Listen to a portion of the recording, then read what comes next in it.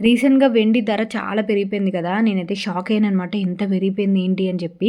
So, ఈరోజు నేను మువ్వలు కొనడానికని చెప్పి వెండి షాప్‌కొచ్చాను. ఈ మువ్వలు ఇన్ని మువ్వలున్నాయి కదా! అందులో అవి మొత్తం కలిపి రూ. 2450 అనమాట. అండ్ ఆ మువ్వలు చూసిన తర్వాత నేను మిట్టుగాడి కోసం అని చెప్పి చైన్ చూసాను. వాడికి హాస్టల్‌లో వెండి చైన్ అలో చేస్తున్నారంట.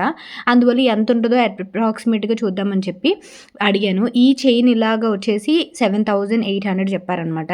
సో, మొత్తం మేకింగ్ చార్జెస్ అన్నిటికి కలిపి వెండి రేట్ అంతా కలిపి 7800, 7600 అలా చెప్పారు. సో, నేనైతే కన్ఫర్మ్ చేసుకున్న తర్వాత చైన్ తీసుకుందాము. వాళ్ళ హాస్టల్‌లో కూడా అడిగాను చెప్పి చైన్ తీసుకోలేదు. ప్రస్తుతానికైతే మొవ్వలు తీసుకున్నా.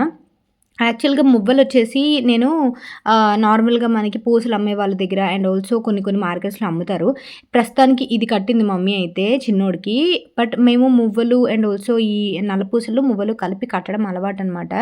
బట్ ఆ మువ్వలు నాకెక్కడ కూడా దొరకలేదు. బజారంతా మేము అనకాపల్లి వచ్చినప్పటి నుంచి తిరుగుతూనే ఉన్నాను.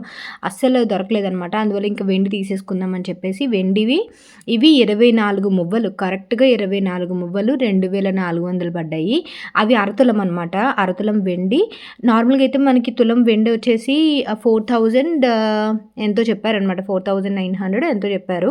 సో, ఆ 24 మువ్వలన్నీ కలిపి 2400 అనమాట. సో, అంత ఎక్కువ పెరిగిపోయింది. అసలు గోల్డ్, వెండి అసలు మనం కొనేటట్టుగా లేవు. సో, ఇక్కడైతే నార్మల్‌గా అయితే ముగ్గురు పిల్లలకి అంటే మా అక్క వాళ్ళ పిల్లలకి పెద్దోడికి నార్మల్ మువ్వలే కట్టింది. బట్ ఈసారి వెండి మువ్వలు కొనాల్సొచ్చిందనమాట చిన్నోడికి. తర్వాత వెండి మువ్వలతోటి చేయిస్తది మమ్మీ. ప్రస్తుతానికైతే మువ్వలు కట్టాము.